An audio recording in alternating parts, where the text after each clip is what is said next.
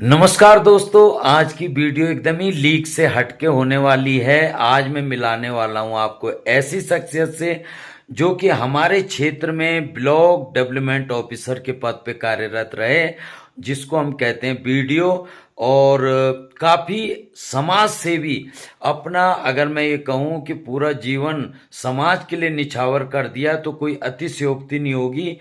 और अगर आप लोगों को बागवानी का थोड़ा भी चस्का है या आप बागवानी पसंद करते हैं, या आप उत्तराखंड से हैं, अगर आपको हरियाली पसंद है या आप कुछ बागवानी के लिए अनुभव लेना चाहते हैं तो इस वीडियो को ज़रूर देखें, चाहे वो उत्तराखंड से हैं चाहे बाहर से। तो आज मैं मिलाना चाहता हूँ ऐसी शख्सियत से आपको जिन्होंने इतने बड़े पद पे रह के भी जो हमारे सरकारी पद पे जितने भी लोग रहते हैं, तो जब रिटायरमेंट होते हैं तो प्लान कर जाते हैं देहरादून या कहीं अच्छी सी कोठी में रहने लगते हैं और अपना जीवन जो है शांति से व्यतीत करते हैं। लेकिन उन्होंने जो है ठानी है कि चाहे जो भी हो, मैं सारी जिंदगी यहीं रहूँगा उत्तराखंड में और इन पहाड़ों पे ही कुछ करने की ठानी है।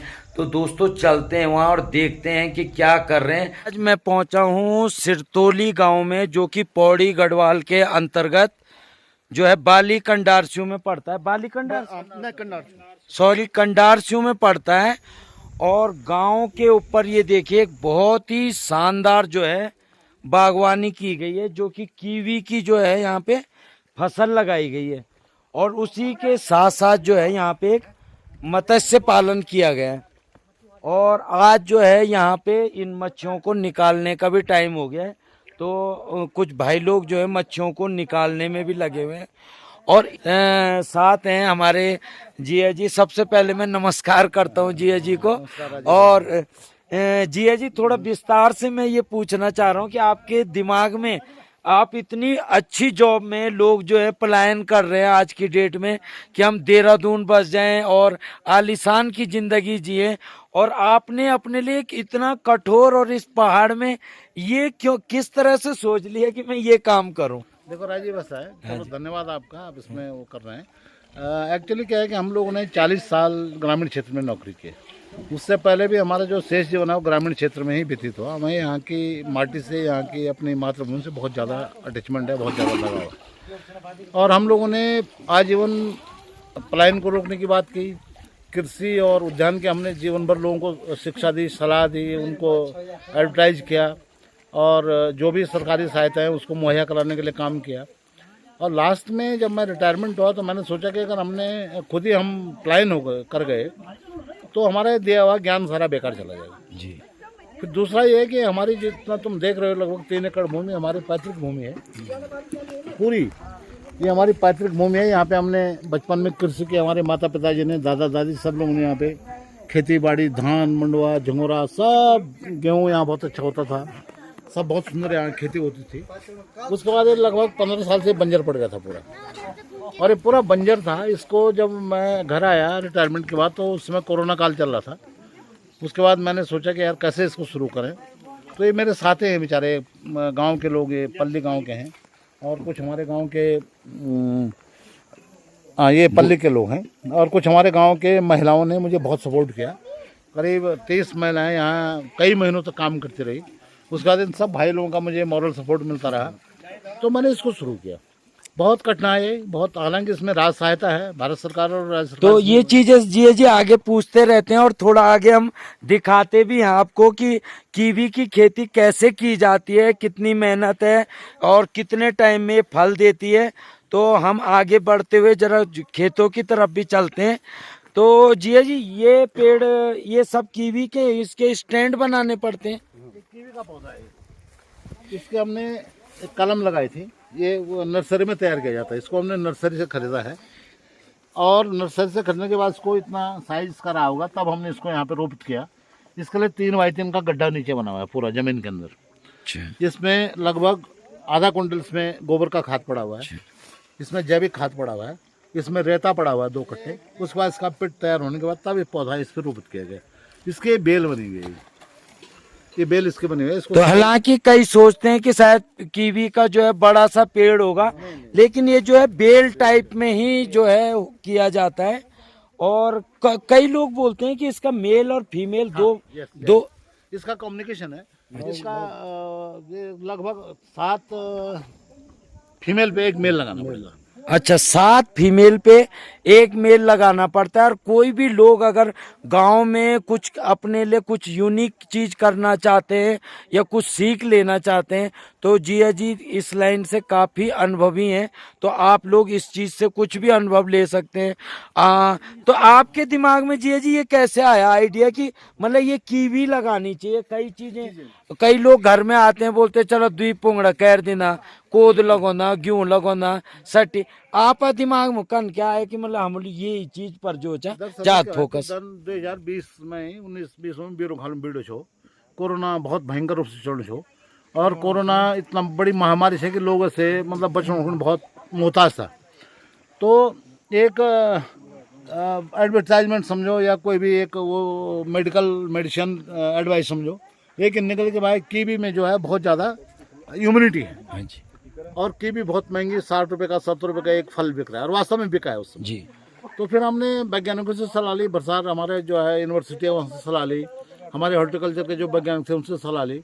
उनने फिर यहाँ देखा, यहाँ डीएम साहब खुद आए थे, सीडो साहब आए थे, तो उन्होंने कहा कि भाई ये जगह जो है कीवी के लिए बहुत उपयुक्त जगह है।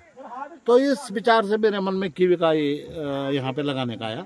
अच्छा, और इसके पीछे कोई बहुत ऐसा उद्देश्य नहीं है कि मैं इस कीवी को बेचूं और तब अपनी इनकम करूं। इसके पीछे उद्देश्य लोगों को रोजगार देना भी है। यहाँ पे कम से कम 20 लोग पर डे लगभग 2-2.5 साल से रोजगार पा रहे हैं, डायरेक्ट और इनडायरेक्ट। तो कई परिवार जिनसे हम गोबर लेते हैं, खाद लेते हैं, फलान लेते हैं। तो कम से कम 20 लोगों को रोजगार भी जीजा जी के माध्यम से मिल रहा है। और इनडायरेक्टली जैसे कहीं से किसी की छन्नी से मतलब गोबर हो गया, और कोई निराई गुड़ाई के लिए जो है एक्स्ट्रा टाइम पे आ गया। और एक दूसरी चीज मैंने ये देखी ना, यहाँ पे देखने लायक भी जगह है। देखिए कितनी यूनिक जगह है, बहुत ही अच्छा। कभी आने वाले टाइम पे होम स्टे भी यहाँ पे बन सकता है। और सामने ही देखिए मंदिर भी बना हुआ है, और यहीं से थोड़ी ऊपर पे ताराकुंड भी है शायद, है ना? हाँ। तो ये देखिए यहाँ पे हम पेड़ भी आपको लगातार दिखाते हुए जा रहे हैं किस तरह कीवी के, इनके लिए मतलब कितना डिस्टेंस चाहिए एक पौधे से दूसरे पौधे के लिए? ये लगभग 18 फीट की दूरी पे एक से दूसरा पौधा है। 18 फीट की दूरी चाहिए एक पौधे से दूसरे पौधे के लिए। और उसके बीच में एक ये गार्डर होगा जिसपे ट्रेल्स लगी होगी। अच्छा। और उसका मेन फोकस होता है हमारी ये जो बेल है, इसका जो तना है कितना मजबूत होगा जी। हमको इसका पहले स्टैंड करना पड़ेगा सीधे यहाँ तक। अच्छा। कम से कम 6 फीट तक। हाँ जी। इसको बांधना पड़ेगा। इसको ऐसा नहीं कि इसको जैसे उसको मर्जी वैसे छोड़ दे, इसको बांध के यहाँ तक सीधा लाएंगे। अच्छा। उसके बाद इसको ये दोनों अपोजिट साइड में इनके जो ये निकल रहे हैं कले निकल रहे हैं उसको करेंगे। अगर आप इस पर अगर माना कल नहीं निकली है तो हमें इसको हटाना पड़ेगा यहाँ से अभी दिसंबर जनवरी में। अच्छा। और यहाँ से इस पर कट दे करके यहाँ इसके वो निकालनी पड़ेगी, कल निकालनी पड़ेगी। अच्छा। तो उसके बाद ये यहाँ होगी, लेकिन तना हमको मजबूत चाहिए क्योंकि भविष्य में इस पौधे पे जो है लगभग 80 से और 100 किलो के बीच में फल निकलेगा। अच्छा। तो 1 कुंटल वेट को सहने के लिए हमको ये चाहिए, तो उसको हमको इससे बचपन से ही ध्यान देना पड़ेगा। तो जी मैं ये पूछना चाह रहा था कि ये पौधा कितने टाइम बाद फल देना शुरू करेगा, और इस पूरे जो प्रोजेक्ट में आपका मतलब कितना बजट अभी तक आ गया, और आने वाले टाइम में कितना बजट और आपको लगता है, कितना टाइम इंतजार करना है और कितना मतलब वो करना पड़ेगा आपको? क्योंकि हर इंसान इतना टाइम नहीं देखता है, सोचता है कि जल्दी से जल्दी खेती और जल्दी से जल्दी हम प्रॉफिट कमाएं। देखो एग्रीकल्चर में संभव नहीं है राजीव। हाँ जी। इसके लिए हमको वेट करना पड़ेगा और बहुत स्ट्रगल का काम है, बहुत संघर्ष इसमें करना पड़ता है। ये हमको लगभग 3 साल बाद हमको ये ट्रायल देगा जी। 1-2 फल निकलेंगे, बाकी हमको सारे तोड़ने पड़ेंगे क्योंकि अगर हम एक्चुअल में 3 साल बाद फल देगा, और वो भी जो है ट्रायल एकदम ट्रायल बेसिस पे जी।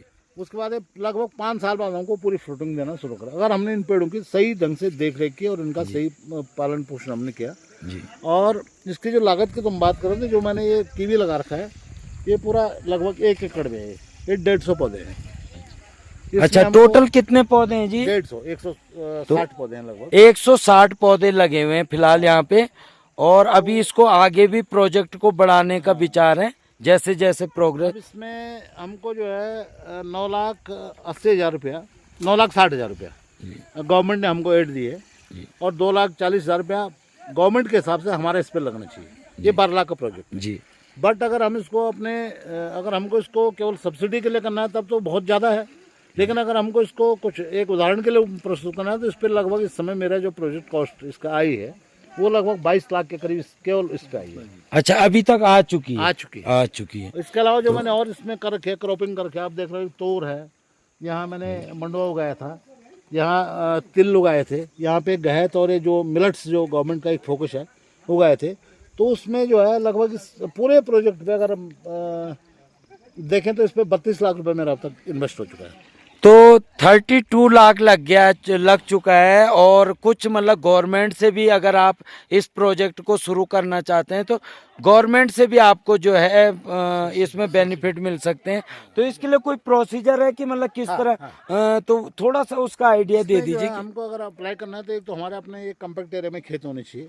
अगर मेरे पर्सनल खेत कम्पैक्ट एरिया में नहीं तो हमको अपने परिवार या गाँव वाले जिनके साथ में साझेदारी करके हमको उसे एक आदमी के नाम पे या एक समूह के नाम पे उन खेतों को करना होगा, जिसके लिए गवर्नमेंट अपना इसके लिए सब्सिडी प्रोवाइड करेगी।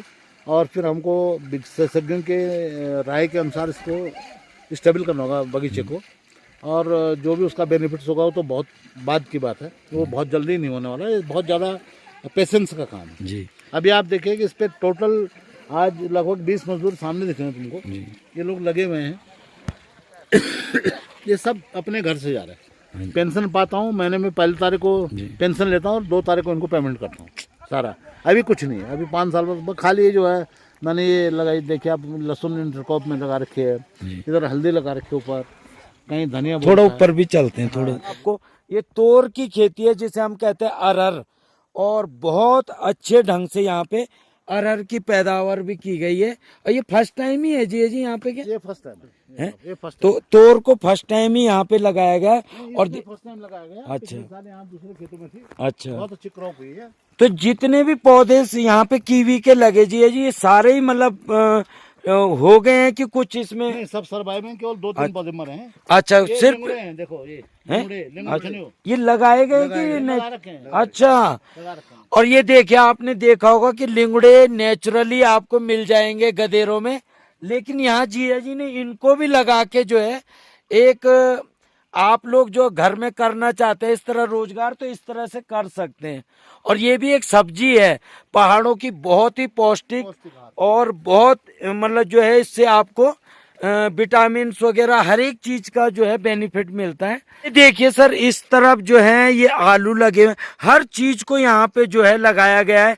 कुछ ही चेक भी हो रहा है जी कि मतलब कौन सी चीज ज्यादा हो सके, चेक करते हैं। आलू जो है, जो हमारे सूखे खेत हैं उसमें आलू ठीक होता है। हाँ जी। जो गिल्ले खेत हैं और कुछ ये रेतीला एरिया भी लग रहा है तो आलू होगा। हाँ जी, आलू होगा। बाकी जो हमारे ये सेकंड पोर्शन है जिसमें मॉइस्चराइज बहुत ज्यादा होता है, हाँ जी, उसमें हल्दी और अदरक का हम काम कर रहे हैं। और तो इधर देखिए दोस्तों, ये हल्दी वगैरह भी पूरी लगाई गई है इधर, और पूरे खेत ये 2-3 में। और पुदीना लगा रखा है। हाँ, ये पुदीना वगैरह देखिए, पानी की कोई कमी नहीं है यहाँ पे। अच्छा, तो इन कीवी के पौधों को जी पानी कितना चाहिए होता है? नहीं, बहुत ज्यादा नहीं चाहिए होता है। अच्छा, 15-20 दिन में हमको देना पड़ेगा 10 लीटर पर पौधे के हिसाब से। अच्छा, हाँ, टपक भी इसमें लगा रखा हमने, टपक सिंचाई है इसमें। अच्छा, जो अपने आप ही जो है गिरता रहेगा। हाँ, वो उसको खोलेंगे हम वाल्व ऊपर से। अच्छा, तो उसमें खुलेगा। बाकी इनको में मूली लगा रखी हमने। अच्छा, मूली भी लगा रखी यहाँ पे। तो इसमें जो है ये बंदरों से भी बचाना पड़ेगा कुछ इस तरह भी, कि जब पौधा मतलब फ्रूट देने लगेगा तब ज्यादा दिक्कत है? इसमें जो है अगर पौधा सही हमारा सर्वाइव कर गया जी, तो इसको बंदर नहीं खाते हैं। अच्छा, कीवी को अच्छा, बंदर नहीं खाते हैं, कोई जंगली जानवर इसको नहीं खाते हैं। अच्छा, और इसमें केवल लंगूर इसके पत्तियों को जरूर खाते हैं। अच्छा, अच्छा, तो उससे थोड़ा बचाना पड़ता है। उसके लिए हमने चेन फेंसिंग करके पूरी चारों तरफ, अच्छा, और उसके लिए चौकीदार भी रखे हुए हैं। अच्छा। तो लोग अब तो सबसे बड़ा बेनिफिट जिया जी ने एक बताया कि इसको बंदर नहीं खाते और अधिकतर जानवर कीवी को नहीं खाते। तो आपको एक चीज से तो सेफ्टी मिल जाएगी कि आपको बंदरों से डर नहीं रहेगा। और बाकी देखो अभी तक सारे पौधे हष्ट पुष्ट लग रहे हैं, बढ़िया लग रहे हैं। बाकी ओले से वगैरह से इनको कुछ, ओले से कोई बहुत ज्यादा इसका नुकसान नहीं होता है। पाला वगैरह, पाला भी नहीं इसको पाला, क्योंकि ये इस सर्दियों में इसके पतझड़ हो जाता है। अच्छा। तो ये पत्ते तो झड़ने शुरू हो गए, देख लीजिए अभी झड़ने शुरू हो गए।